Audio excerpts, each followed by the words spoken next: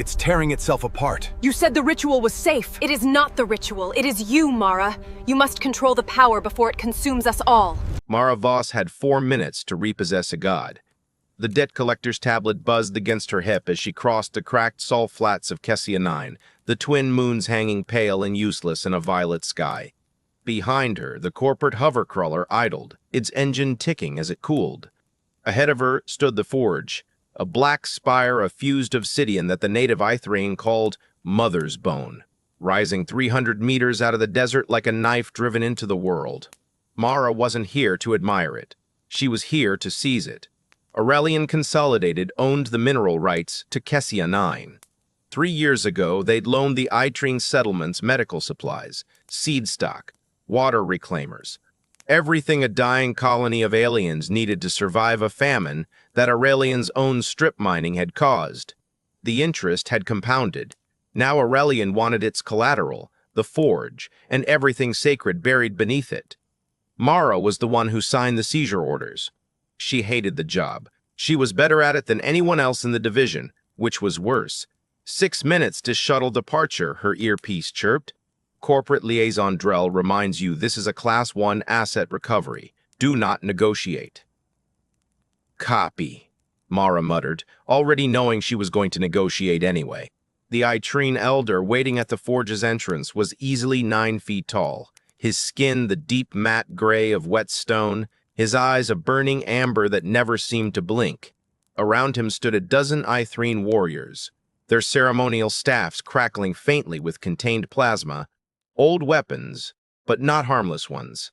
You bring papers, the elder said, his voice like gravel shifting underwater. Papers cannot open the forge. Only blood can. Then I need someone's blood, Mara said, holding up the seizure tablet like it was a shield. Corporate policy says the forge converts to Aurelian holdings at midnight, unless full payment is rendered. I don't make the rules. You misunderstand, the elder interrupted. Not our blood. It has always required blood that is not ours. Blood from the Skywalkers. Blood like yours. Mara went still. I don't have anything to do with your religion, she said carefully. Neither did the last one, the elder said, until the forge disagreed. Before Mara could ask what that meant, one of the warriors moved, not toward her throat, but toward her hand, fast as a whip crack, drawing a thin ceremonial blade across her palm before she could pull away.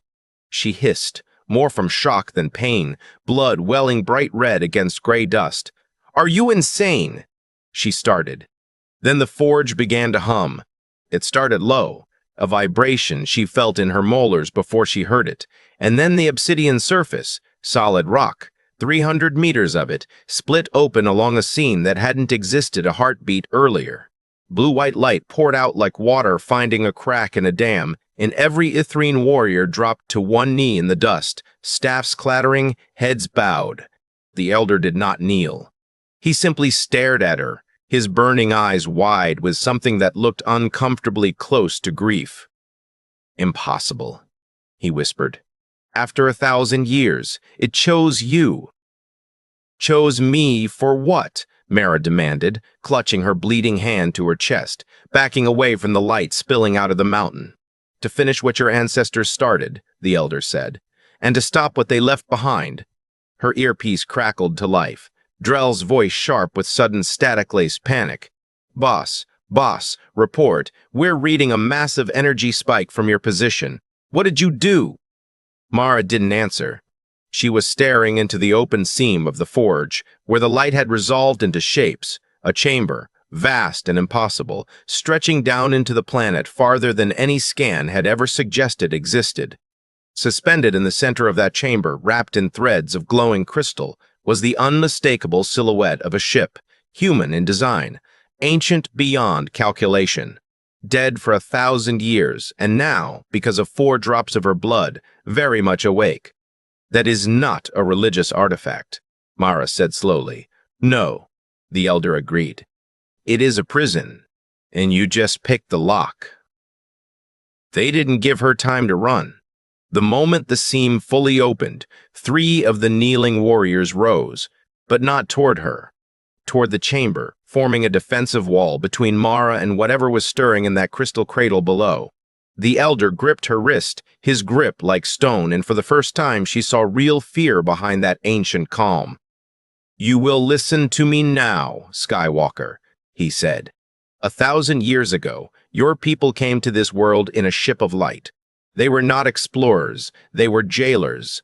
They came here because Kessia 9's core minerals could hold something that nothing else in the galaxy could contain, and they buried it, and they sealed it with blood, and they left before they finished the job."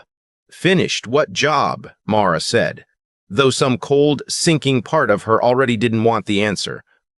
"The thing in the crystal is not asleep," the elder said. "It is starving.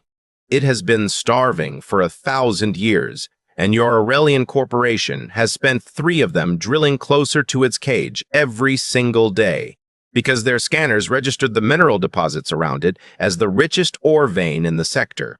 Mara's stomach dropped through the floor.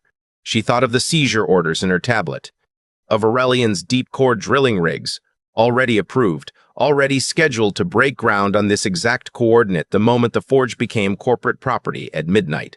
"They don't know what's down there," she said. "No," the elder said, "but you do now, and so does it." As if in answer, something in the crystal chamber shifted. A single vast eye, unmistakably aware, unmistakably awake, turning slowly through solid crystal to find her exactly where she stood. Mara Voss had come to Kessia 9 to repossess a debt. She was starting to understand that the debt had never belonged to the Ithreen at all. It belonged to her,